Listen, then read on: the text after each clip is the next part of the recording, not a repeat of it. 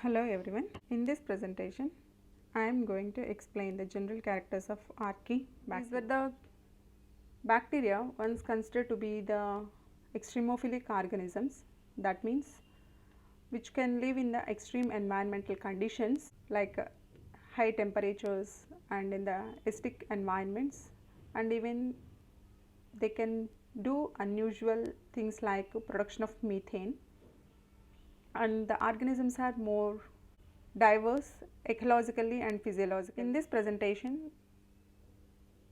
the contents include the introduction, morphology and cell structure, physiology and metabolism, and classification of this Archaea. The term Archaea is derived from a Greek word archaeos, that means primitive or ancient. They possess the primitive structure and the ancient energy metabolism. Some of the first Archaea bacteria were discovered in the Yellowstone National Park's hot springs. The habitat includes, they are found in the extreme aquatic terrestrial habits like deep sea vents, saline waters, hot springs, and even below petroleum deposits.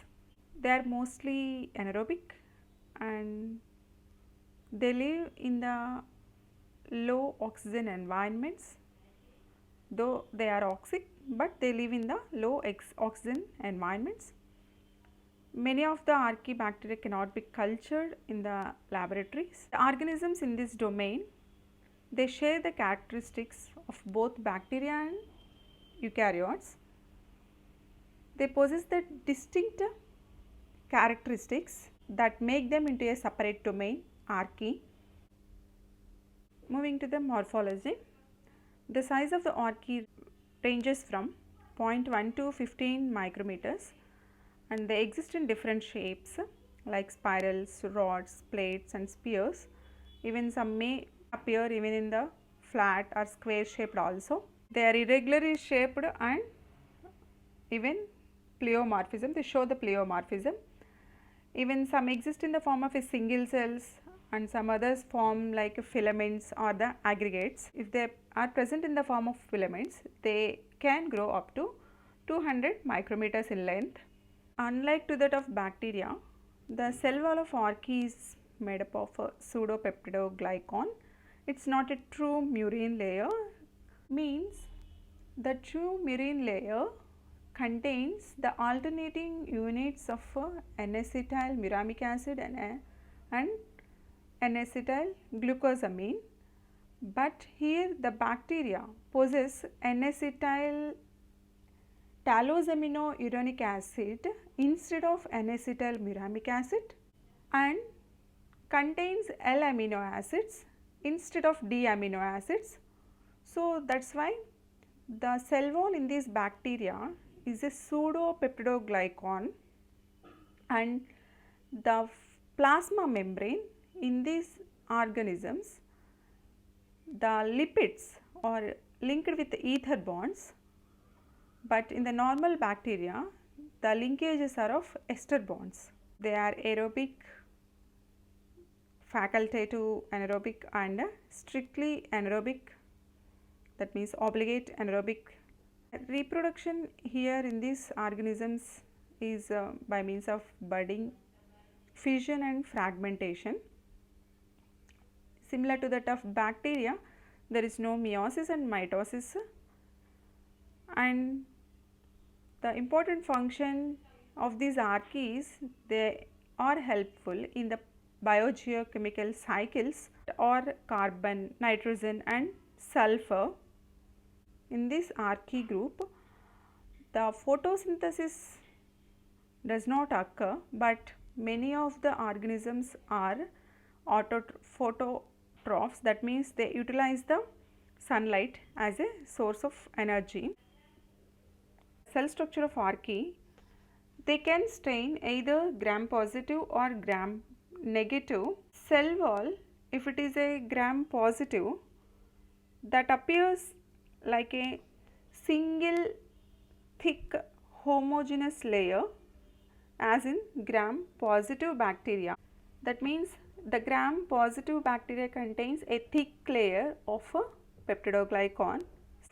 Like to that of bacteria, the gram positive archaea also contains a thick layer, and this is a pseudomurine.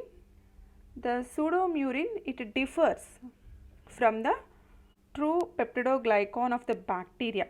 How it differs from true murine means it possesses N-acetyl talosaminouronic acid instead of N-acetyl muramic acid.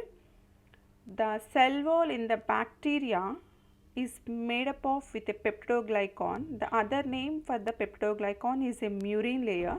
It contains the two alternating units of NAG and NAM, that are N-acetyl glucosamine and N-acetyl muramic acid.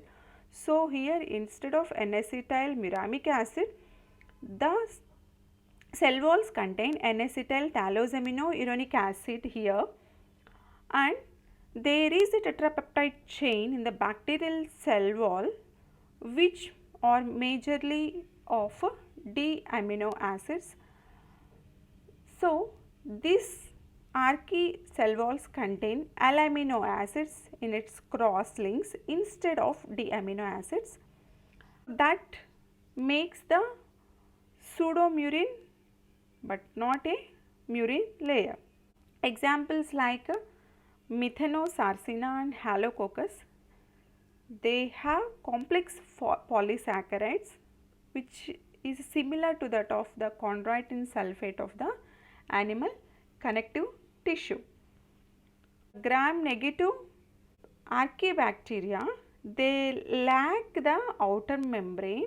Instead, they have a surface layer of protein or glycoprotein outside the plasma membrane. This layer may be of 20 to 40 nanometers in thickness. Now, the plasma membrane in the archaea, it is quite distinctive in the presence of lipids. They differ from bacteria and eukaryotes having the branched chain hydrocarbons. These branched chain hydrocarbons, they are attached to the glycerol by means of ether linkages rather than the fatty acids joined by ester linkages. In the picture, here it is shown, this is the ether linkages, this is the glycerol moiety. Hydrocarbons, the branched chain hydrocarbons, they are attached to this glycerol moiety by means of ether linkages. Whereas, in the normal bacteria, the cell membranes in the normal bacteria, where the fatty acids, they possess this linkages, they are COO, that is ester linkages. CO is an ether linkage, here COO is an ester linkage. These ester linkages are present in the lipids of the cell membranes of normal bacteria, true bacteria. Bacterial plasma membranes, they contain glycerol diphytenyl diethers and diglycerol diphytenyl tetraethers. Diethers are generally, they are bilayer membrane and contains 20 carbons in length, whereas tetraether, they are 40 carbons in length and they are much more rigid monolayer membrane. So, this is the appearance, the phospholipid monolayer in the archaea and phospholipid bilayer in the bacteria and eukarya. In the eukaryotes and the bacteria, the cell membrane is a bilayered lipoprotein layer. Here in this archaea, the phospholipid monolayer is present. The tetraether side chains, which are of 40 carbons in length, are mainly present in the membranes of thermoacidophilic archaea bacteria. The plasma membrane also contains the polar lipids such as phospholipids, sulfolipids, glycolipids, etc. Moving to the genome in this archaea, the genome is a single circular closed DNA contains the guanine and cytosine content that ranges from 21 to 68%, and the genome here it is smaller than the eubacterium. Some of the differences that show with the bacterial genome and the enzymes are the genome is smaller than the eubacteria, and here it contains a single DNA polymerase for the replication of DNA, whereas the bacteria possess DNA polymerase 1, 2 and DNA polymerase 3, which have different functions in the replication of DNA. And Archaebacteria, they have a complex RNA polymerase. RNA polymerase, here it is a DNA dependent RNA polymerase, that means this enzyme synthesizes RNA utilizing the DNA template. This DNA dependent RNA polymerase is complex in Archaebacteria and it is resistant to the antibiotic rifampicin. mRNA, that is much smaller than that of eubacteria, and this bacteria here the DNA contains the introns, where the introns are not generally observed in the bacterial genome. And the tRNA lacks thymine. Instead of that, it contains 1-methyl pseudoiridine. In the tRNA has loops like anticodon loop, DHU loop, T-Cy loop and amino acid attachment site. So, tRNA lacks thymine, but instead it contains 1-methyl pseudoiridine. Like to that of bacteria, they contain the 7-days ribosomes, but the 7-days ribosomes, the shape is variable and it differs from bacterial ribosomes in being resistant to the chloramphenicol and kanamycin drugs. Coming to the physiology and metabolism, they are diverse physiologically and ecologically. They are mostly anaerobic and few are aerobic organisms and facultative anaerobic organisms. Majority of these archaea are either thermophilic or hyperthermophilic, and a few are also in mesophilic. That means thermophilic means in high temperatures, hyperthermophilic means they can live in the very high temperatures, that means above the 100 degree centigrade, and mesophilic, that is the normal temperature that ranges in between 30 to 45 degrees centigrade. Nutritionally, they range from chemolithoautotrophs to organotrophs. Very few members, they carry out an unusual form of photosynthesis. Photoautotrophy is the feature observed in the plants, algae and a few bacteria. The usual photosynthetic process utilizes the chlorophyll, but in the archaea unusual photosynthesis is observed. That means they fix the carbon dioxide, but the fixation of carbon dioxide involves the reductive AcetylCoA enzyme pathway or the HB. That means 3-hydroxypropionate. HB means hydroxypropionate. HB, hydroxybutyrate, and DC means dicarboxylate. HB means 4-hydroxybutyrate. So, in the archaea, the 3 different carbon fixation pathways are observed. One is a reductive acetyl coenzyme pathway. The second one is a HP pathway, that includes the 3-hydroxypropionate, 4-hydroxybutyrate pathway and dicarboxylate or 4-hydroxybutyrate pathway. Among these, the reductive acetyl-CoA pathway is most energetically favorable. Few members like sulfolobus and thermoprotease, they incorporate the carbon dioxide by means of a reductive CCA cycle. Reductive acetyl-CoA pathway is most energetically favorable for the organisms. Here in this pathway, 2 carbon dioxide molecules are reduced and incorporated into a acetyl coenzyme A. This is one CO2 and the another CO2. These two are incorporated in this CH3COSCOA, that is acetyl coenzyme A. So, 2 carbon dioxide molecules are reduced and is incorporated into acetyl coenzyme A.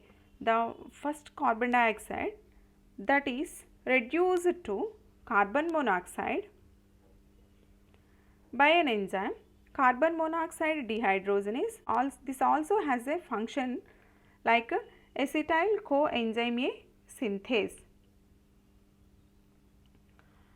The second molecule of carbon dioxide is reduced to the level of CH3. This X represents the tetrahydropterin coenzyme, to which this reduced form of carbon dioxide that will be bound. Methanogens use this pathway and form this acetyl coenzyme A and produce methane. Some other anaerobic bacteria like planktomycetes, proteobacteria and spirochetes also use this reductive acetyl coenzyme A pathway to fix the carbon dioxide. Another one, that is HB. HP means hydroxypropionate, HB means hydroxybutyrate, 3-hydroxypropionate or 4-hydroxybutyrate is a cycle. HP cycle, it is found in the members of the Archaea in the order sulfolobales. In this Archaea, 3 carbohydrate catabolic pathways have been identified, that is modified EMP and 2 variations of Entner-Dioudorff pathway. 3 carbohydrate catabolic pathways have been identified. One is a modified EMP pathway and the 2 variations of Entner-Dioudorff pathway. The modified EMP used by hyperthermophilic euryarchaeotes, which contain the novel enzymes like ADP dependent glucokinase and phosphofructokinase. EMP pathway is also called as a glycolytic pathway, where the initial steps are catalyzed by the hexokinase and it is isomerized and again it is phosphorylated by the enzyme phosphofructokinase. There they utilize the ATP, but here in this pathway these enzymes glucokinase and phosphofructokinase, they use the ADP. Unlike in the classical EMP, it leads to the production of AMP. These kinases that results the production of AMP. Another unique step in this modified EMP is the conversion of glyceraldehyde 3-phosphate into 3-phosphoglycerate. In the usual glycolysis process, the glyceraldehyde 3-phosphate is oxidized to 3-phosphoglycerate with the use of NAD as an electron acceptor. But here the glyceraldehyde 3-phosphate is converted directly into 3-phosphoglycerate using the ferredoxin as the electron acceptor rather than the NAD+. The 2 variations of ED pathway are the phosphorylative ED pathway that is observed in the halophiles and non-phosphorylative ED pathway observed in the sulfolobus. This is a ED pathway. In the ED pathway, where the glucose is phosphorylated to glucose 6-phosphate and it is oxidized to 6-phosphogluconate and produce an intermediate compound that is a KDPG, that is a 2-keto-3-deoxy-6-phosphogluconate. Finally, where it splits into one molecule of pyruvate and glyceraldehyde 3-phosphate by an enzyme KDPG aldolase, and finally the glyceraldehyde 3-phosphate it produces a one molecule of pyruvate. So this is the general pathway, modified form of ED pathway, where it has either phosphorylative and non-phosphorylative. The glucose here it is oxidized to gluconate and it is dehydrated to KDG, that is 2-keto-3-deoxy-gluconate, and the KDG is phosphorylated at the expense of ATP to KDPG, and the remaining pathway is similar to that of ED pathway that is observed in the bacteria. So here this is what we call as a phosphorylative pathway, where it involves the ATP dependent phosphorylation of KDG into KDPG. The non-phosphorylative pathway that is used by sulfolobus species, the KDG is cleaved by KDG aldolase to pyruvate and glyceraldehyde. Glyceraldehyde is oxidized to glycerate and this glycerate is phosphorylated to 2-phosphoglycerate. This enters into the glycolytic pathway and produce pyruvate. So in this there is no involvement of ATP here, so there is no net ATP is produced. This phosphorylative and non-phosphorylative variations of ED pathway are observed in the Archaebacteria. Comparison with the true bacteria, Archaea, as mentioned, they are the primitive prokaryotes, and due to the presence of distinct characters they are separated. They have a separate domain, that is Archaea, and whereas eubacteria they are single celled primitive organisms. They too are present in various habitats and they too have a diversity in the shape and structure. The Archaebacteria are also called as extremophils because they are found in the extreme environments like deep sea, hot springs, etc. But the normal bacteria, they are present in different habitats. They are either terrestrial, marine, and inside the living and non-living organisms. The archaeal cell wall is made up of a pseudopeptidoglycan or pseudomurine. That means it contains the L amino acid instead of D amino acid, and N-acetyl talosaminouronic acid instead of N-acetyl muramic acid.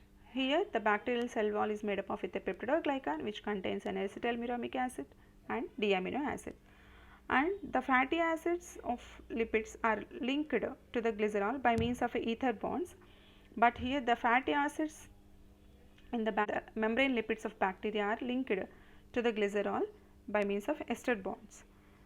Archaea generally they do not use glycolysis or Krebs cycle for glucose oxidation. They follow the modified forms of a glycolytic pathway, whereas the glycolysis and Krebs cycle are the important metabolic pathway observed in the bacteria for the glucose oxidation. Another comparisons are the Archaea, though they perform the photosynthesis but they do not release oxygen. Eubacteria, they contain the photosynthetic pigments that can perform the photosynthesis and prepare the starch. The Archaea flagella, they are called as Archaea, and here they are synthesized by adding the subunits the flagellin subunits. Flagella is made up of with a flagellin.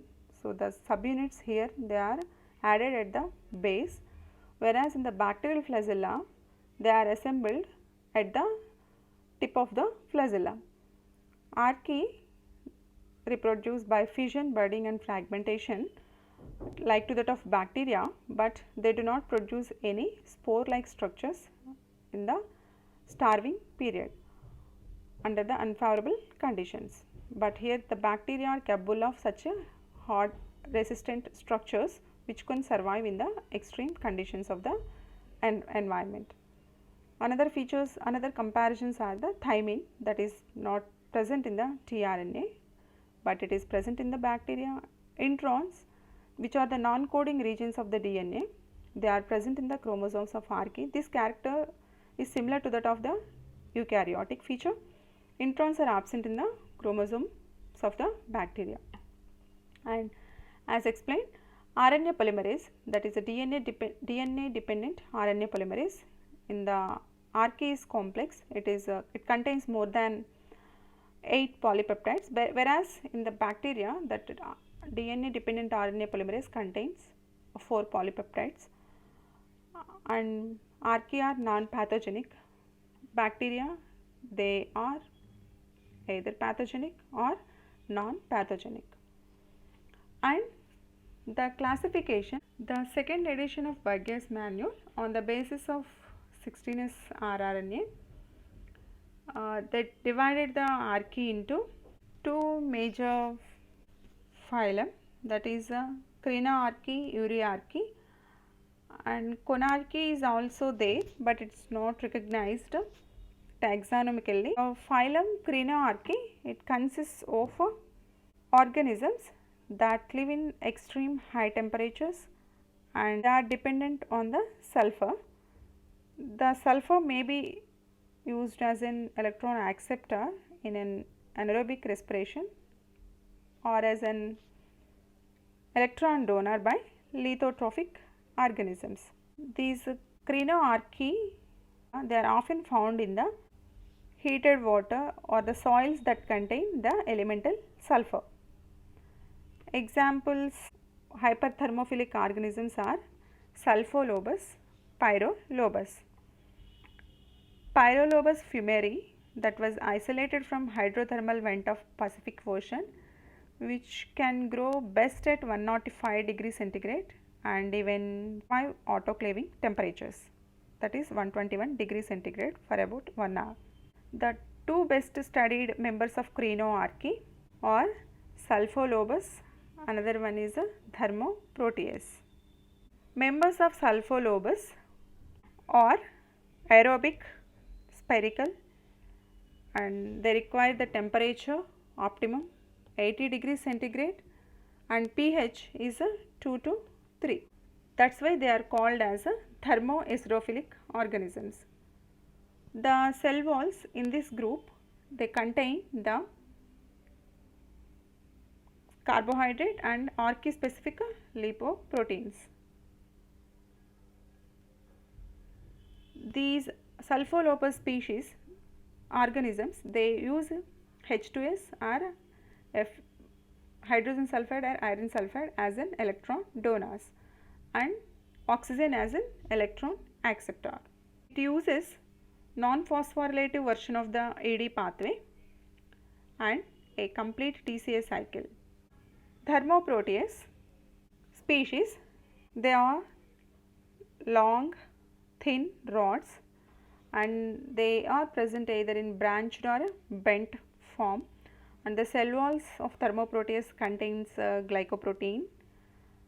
Thermoproteus species are anaerobic and they grow at the temperatures at 75 to 100 degree centigrade with the optimum pH around 3 to 4. They are found in the hot springs and hot aquatic habitats that are rich in sulfur. The second phylum is a Uriarchaea. It is a very diverse phylum that contains important groups like methanogens, halophilic methanogens and sulfate reduces even. Methanogenesis process, that means the production of biological methanogenesis process. The biological production of methane was discovered by Volta, and he demonstrated the importance of the natural gas in the industrial purpose. A few points about methanogens are the largest group of cultured archaebacteria. It contains 5 orders like methanobacteriales, methanococales, methanomicrobiales, methanosarcinales and methanopyrales. They are autotrophic and they use the reductive acetyl coenzyme pathway to incorporate the carbon dioxide. Methanogens are the obligate anaerobic organisms. They obtain the energy by oxidizing hydrogen or the formate, and they grow as an autotrophic organisms. They live in the anoxic environments. They are obligate anaerobic organisms. They live in the anoxic environments and produce a match gas. The methanogens, they contain the unique coenzymes. They are coenzyme 420 and coenzyme M. The cell walls of methanogens, they contain the pseudomurine. That means they contain the N-acetyl talosaminouronic acid instead of NAM, and tetrapeptide chain with the L-amino acids. And the habitat for these methanogens include, they are the marshes, swamps, ponds and the ruminants of an animals, and then the anaerobic sludge digesters. The important cofactors are the methanophuran and methanopterin, coenzyme 420 and coenzyme M, F430.